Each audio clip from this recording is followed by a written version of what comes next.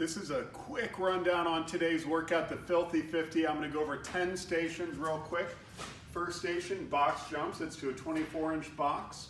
We can lower that to 20 inches. Instead of jumping, you can step up and step down, find what works for you. Second station, jumping pull-ups. So instead of a regular pull-up, jumping, your arms are straight at the bottom. You jump so your chin comes over the bar at the top, arms are straight at the bottom. So a few in a row might look like this.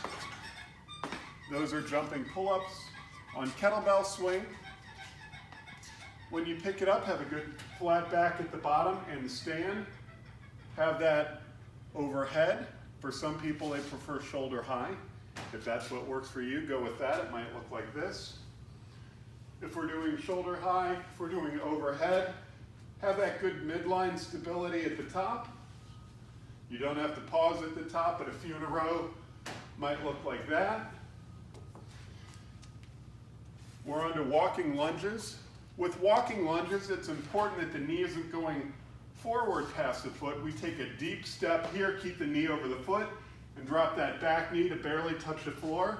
And next step, same thing, keep that knee over the foot, touch that back knee to the floor. For some people that are new at this, have an easier time doing reverse lunges, easier to keep that knee over the foot and drop that back knee to the floor. For some people, they might use a little assistance, like a doorway or this bar, to kind of help assist as they do their lunges.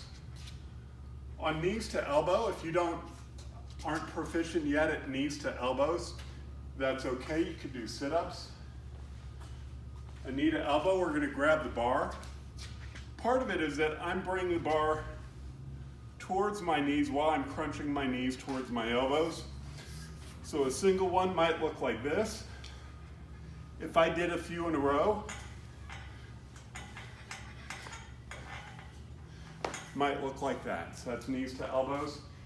If you don't have your knees fully up to the elbows, you're still in the beginner stage, and you're showing your feet to the wall in front of you, that might be a good starting point for some people. Push press, we're taking an empty barbell, elbows in front of the bar, kind of jump and punch that bar overhead, and that's a push press.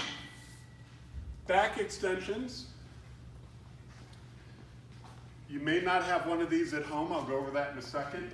For the back extension here, we're going to come up to parallel and then all the way down to 90. So a few in a row might look like this.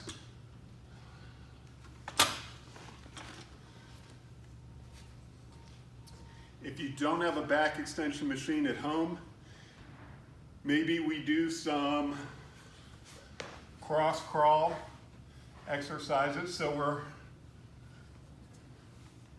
we would count that as one.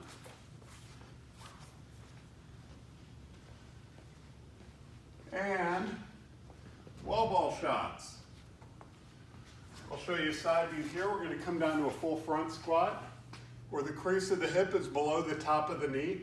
The more I can bring my elbows forward, the more that ball's resting here. The further behind my elbows are, the harder I have to work to hold that ball. So full squat at the bottom, then I jump and throw that ball to a 10-foot target. It might look like this.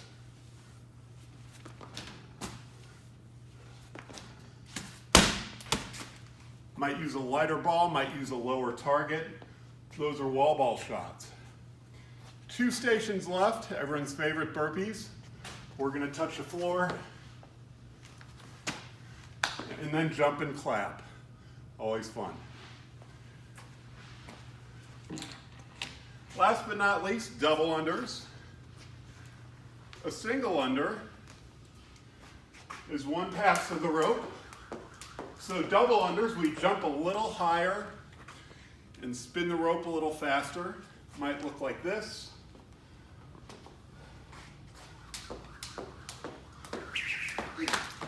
Oops.